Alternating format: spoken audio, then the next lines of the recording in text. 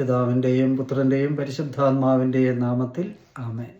വിശുദ്ധ ലൂക്കായുടെ സുവിശേഷം 1-ാം അധ്യായത്തിൽ ഗബ്രിയേൽ ദൂതൻ മറിയത്തോട്, നീ ഗർഭം ധരിച്ചൊരു പുത്രനെ പ്രസവിക്കും, നീ അവന് യേശു എന്ന് പേരിടണം.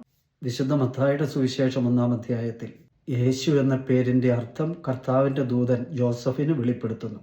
എന്തെന്നാൽ അവൻ തൻ്റെ ജനത്തെ അവരുടെ പാപങ്ങളിൽ നിന്ന് മോചിപ്പിക്കും.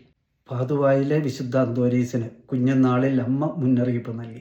മോനെ, ഒരു ശത്രുവേ ഉള്ളൂ സാത്താൻ, ഒരു തിന്മയേ ഉള്ളൂ പാപം, നീ അത് ഓർക്കണം. സഹോദരങ്ങളെ, മനുഷ്യൻ്റെ ശത്രുവായ സാത്താൻ നാം അറിഞ്ഞോ അറിയാതെയോ നമ്മുടെ ജീവിതത്തിലേക്ക് കുത്തിവയ്ക്കുന്ന സൈനൈഡാണ് പാപം. കർത്താവ് കായേനോട് ഉൽപ്പത്തി 4-ാം അധ്യായത്തിൽ നല്ലത് ചെയ്യുന്നില്ലെങ്കിൽ പാപം വാതിൽക്കൽ തന്നെ പതിയിരിപ്പുണ്ടെന്ന് ഓർക്കണം, അത് നിന്നിൽ താല്പര്യം വച്ചിരിക്കുന്നു, നീ അതിനെ കീഴടക്കണം.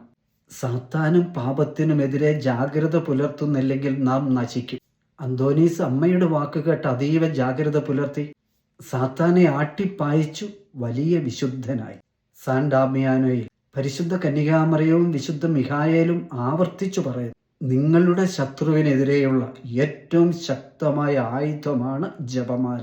ദൈവമക്കളെ, ജപമാല പ്രാർത്ഥന നമ്മെ പാപമോചകനായ യേശു ക്രിസ്തുവിൻ്റെ പക്കലെത്തിക്കും. സാത്താൻ്റെ എല്ലാ പദ്ധതികളും തകർക്കും. ജപമാല ധാരാളമായി പ്രാർത്ഥിച്ച് സാത്താനെതിരെ പോരാടാം, തിന്മയെ അകറ്റാം. രക്ഷകനായ യേശുനാഥൻ പരിശുദ്ധ കന്യകാമറിയം വഴി നമ്മെ അനുഗ്രഹിക്കുകയും സംരക്ഷിക്കുകയും ചെയ്യട്ടെ.